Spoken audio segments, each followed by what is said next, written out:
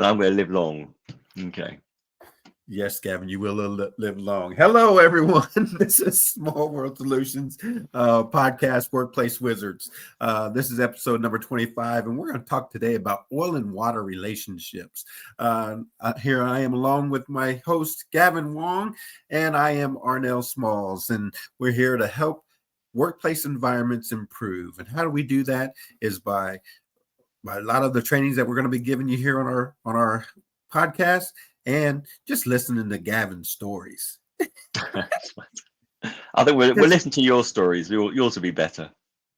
All right. Well, listening to our stories, and somehow we can help improve your workplace environment. We can increase your team cohesion, boost your employee morale, and most importantly, it all comes down to that sum of that return on investment, which is higher productivity within your organization. So today, Gavin, we're talking about oil and water relationships. Yeah, no, and we mentioned that before. I think I know a long time ago. Just remind me about what you're kind of talking about. All right. Well, you have this oil and water relationships, and basically, you know that the oil and water it just doesn't get along. It's two things that just don't mesh well. They don't come together. And so you have sometimes these relationships in your organization where just two people are just butting heads all the time. And how do you fix that? But one of the things what I do in some of my presentations is I talk about oil and water, and I talk about two elements that don't get along. So let me go ahead and show you what I'm talking about. So basically what we have is two elements that don't get along. They don't mix well together. And you can think about it like balsamic vinaigrette. And it's an oil and water mix, and it just always separates. But Gavin, when you want to go pour it on your salad, what do you have to do? You've got to shake it up. Yes, you got to shake it up. And when you shake it up, it tastes great. But what happens is you put it back in the refrigerator, and then you need a salad next week. And what do you have to do again? Shake it up again. You got to shake it up again. And that's a lot of times what Small World Solutions has learned is we'll go into some organizations, and yeah, we may shake it up. But after we leave and after a few weeks have passed, what happens is things start to settle back the way they used to be. However, another oil and water mix that stays together is mayonnaise. Mayonnaise is mostly made up of oil and water also. However, it has an additive to it, which is the emulsifier. And Small World's, our mission is to help your employees, help your clients, help our clients become emulsifiers for their organizations. They can be the glue that holds it all together. Yeah. So, there's a lot of sense in that. And I think, we've known each other for 30 years but you've been doing that kind of small world solution for quite a number of years now. So how did you get to the position where you realized that it wasn't just about the shake up and you need to provide something else? Because that's obviously I know what you're like. You're a great inspirational chap. You're very good at talking to people and inspiring people. But what made you change your approach? Well, what made us change the approach is first and foremost, we're certified with Everything Disc. And it was through that certification through Everything Disc where we started realizing that, it's good to have a motivational speaker. Motivational speakers are great. They'll come in and they'll rile up the crowd and get everybody all excited. And then, 2 or 3 weeks later, everything goes back to the way it was. They're no longer inspired. They're no longer. And then what we found out was by learning Everything Disc, by learning everybody's human behavior styles and having that in your pocket, that can make you the emulsifier. And yes, you could keep bringing us in, and over time, the culture will change in an organization, and we'll be able to put something in there that's concrete and it stays for a little bit longer. However, if we train somebody in your organization to be that emulsifier, and when I'm saying be that emulsifier, our biggest topics right now is emotional intelligence and human behavior styles. And the reason why we say that is because emotional intelligence is being that self-aware, understanding how your emotions affect yourself, and not only how they affect yourself, but how they are affecting other people. And then if you also can be able to be the one to come into the room and read the room, and understand what's going on and the emotions that are actually present within that room at that time, and then know how to deal with those emotions. And that's where, that's social awareness, but yet that's also the human behavior styles, understanding human behavior styles and being able to be that emulsifier to say, hey, I understand that, Gavin, you're a S, and I understand that or let's say, for instance, you might be an I. Let's say you are an I, and somebody who always be the real enthusiastic one, and wants to be that. But then I tell you, you need to go work by yourself, and you'll find out that, oh my God, now we're taking away some of his productivity because he's not as lively. He's not that thriving person that he used to be. But just having that social awareness and understanding what motivates that I or that S or that C or that D, if you understand what their stressors are and what their motivators are, you can help become that emulsifier for your organization and be the one that holds everything together. Yeah, that makes sense. And do you concentrate more on the kind of the more senior leaders to do that? Well, what we're trying to do right now is we have a leadership seminar series, which focuses mainly on all your leaderships, all your management, all your upper level management and stuff. And that way, with that senior leadership, they can be that emulsifier to help, and they'll know how to talk to every player.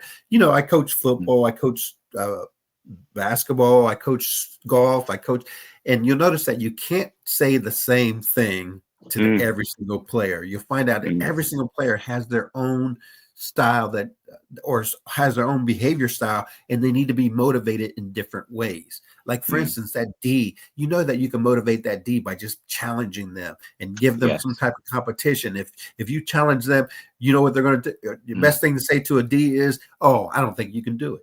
I don't think you can handle this. I don't think you can make that shot. And you know what? The D is going to try everything in their power to prove you wrong. And that's their motivation. That's the motivation they need. But you can't say that to an S, because why? Now you're belittling them, and you're making them shun away and shy away. And so you got to find out the words to encourage each human behavior style. And that's where everything DISC comes into play. Yeah, I mean, a couple of things there. One, I totally agree with that approach. I mean, some of the training we do is that we do inspire people. They come and they reflect well, but they go back to the workplace, and because their line managers or leaders aren't engaged or understand what they're doing, they don't give them that environment to actually make the change. But this stuff is interesting. Do you have IKEA over in the States? Yes, we do. Yes, we do. Have you ever been through IKEA and how it works? It's a huge store. Yes. So this is how you explain DISC. So the D will go into IKEA and just go, right, I'm going to the bedrooms, I'm going to that place, I'm going to go there, pick up what I want, I'm going to go straight to the end and go out, because they just focus on the result. The influencer will go in there and they'll talk to everybody. And hi, how you doing? Oh, that looked nice. Oh, I've got that at home. That looked beautiful. Well done. And they kind of like to talk to everybody and just work their way through slowly. The steady person will go in there like, oh, I'm right. Okay, so we're going to start off with the showrooms. Then we're going to go to bedrooms and the offices and things. We're going to go in that order. In fact, actually, I'll go to the offices and then you go to the bedroom. We'll meet at the end and we'll all get coordinated and go to the end. And the compliant person will be the one who goes down there, and they're going, oh my God, I've missed the bedrooms and I'm now in offices, but the arrow says I've got to go that way, so I can't go against the arrow, so I'm gonna have to go all the way around to comply with the arrows. And that's how I explain DISC now. That's how you do it. I love it. I'm gonna have to use that, Gavin. I'm gonna have to incorporate that into some of my presentations. It's not copyright yet. You can use it. It's not copyrighted yet. All right, so we got to hurry up and copyright it, because now everybody's going to use it in our DISC. No, that's a great example, Gavin. One of the other ways that we use it is we think of like animals, such and working with doing some training with Jim Quick, and we talked about Jim Quick as well. One of the things that he talks about is code, CODE. And the code stands for, the C stands for the cheetah, which is kind of like that D. They're always fast and want to hurry up and do it, be quick with it. And then the O stands for the owl. Now we're going in reverse owl order. So the owl would be the C. Okay. Yes. You see, owl would be the C.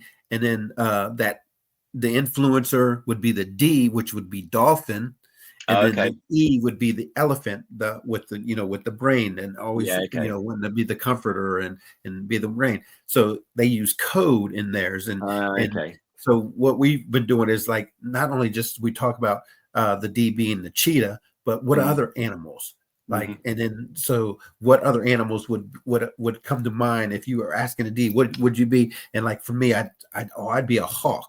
Why? Because it's Okay. a predatory bird. It's one that's it's a dominating bird. It's one of the fastest birds. Right. Okay. And it's keen. It's real smart, and it knows what it's doing.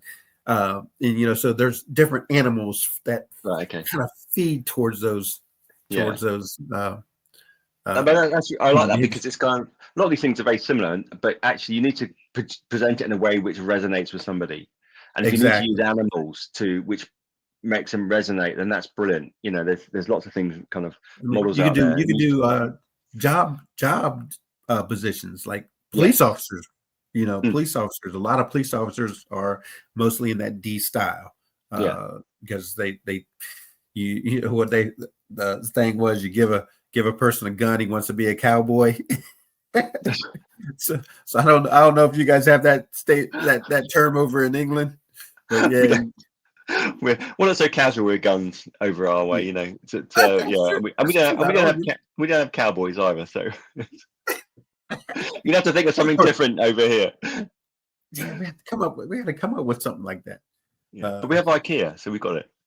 oh yeah, so we have IKEA. What is that? The Swedish brand name store? That's right. Yeah, yeah. Yes. But no, it's good. All right. So that we're at our time where we've had enough today for our Workplace Wizards podcast, oil and water relationships. So if you have oil and water relationships, you can call Small World Solutions, and we will come in and help you out with those oil and water relationships and help your organization become emulsifiers so that you guys can be the glue that holds everything together within your organization. So until next week, we're going to have to say goodbye. Cheerio. So, and we'll hope to see you next week or soon after. Like I said, we'll be going live soon. So be prepared to come on board with us and give us some comment, give us some feedback while we're on live, and you can be all of a sudden infamous by being on a Workplace Wizards podcast. So if you want to reach out to Small World Solutions, you can reach my email at smalley@smallworldsolutions.net, or you can call us at 754-971-7007. And until next week, we'll say goodbye.